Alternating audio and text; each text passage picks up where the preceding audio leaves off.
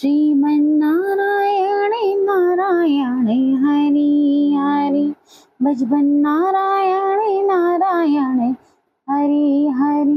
तेरी लीला सबसे न्यारी न्यारी हरि हरि, तेरी लीला सबसे न्यारी न्यारी हरि हरि। श्रीमन्नारायण नारायण हरि हरि। जय श्री राधे। राधे राधे दोस्तों, मैं हूँ दीपा घई। आज की कथा संत श्री नामदेव जी की कथा है। आइए आज उनकी कथा का श्रवण करिए। जय श्री राधे। श्री नामदेव जी बचपन में खिलौनों से खेलते थे। ये खेल में ही भगवान की सेवा पूजा करते थे। वे किसी काष्ठ या पाषाण की मूर्ति बना लेते और फिर उसे बड़े प्रेम से वस्त्र पहनाते, भोग लगाते, घंटा बजाते तथा नेत्र बंद करके मन में अच्छी तरह भगवान का ध्यान करते। वे जैसे जैसे इन कार्यों को करते थे वैसे वैसे वे अत्यंत सुख पाते थे। प्रेमवश उनके नेत्रों में जल भर आता। नामदेव जी अपने नाना वामदेव जी से बार बार कहते कि भगवान की सेवा मुझे दे दीजिए, सेवा मुझे बहुत प्यारी लगती है। इस प्रकार नामदेव जी ने बार बार कहा।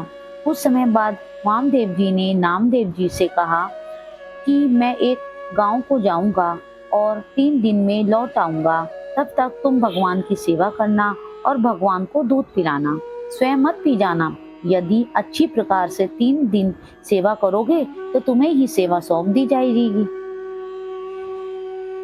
श्री नामदेव जी भगवान को दूध भोग लगाते और यह देखते कि भगवान ने दूध नहीं पिया है। इस प्रकार 2 दिन बीत गए। स्वयं भी उन्होंने अंजल आदि कुछ भी ग्रहण नहीं किया और इस बात को अपने मन में ही छिपा कर रखा।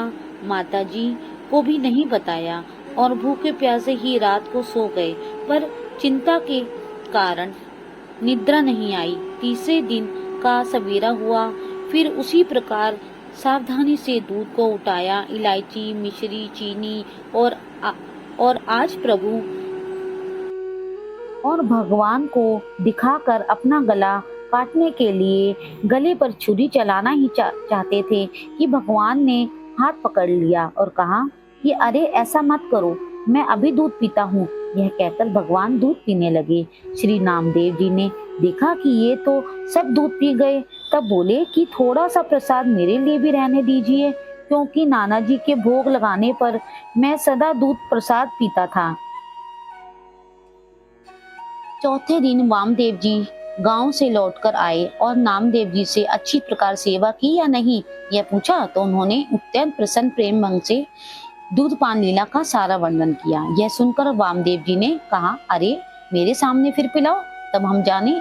तब नामदेव जी ने उसी प्रकार दूध तैयार करके भगवान के सामने रखा, पर भगवान ने नहीं पिया। तब अड़ गए।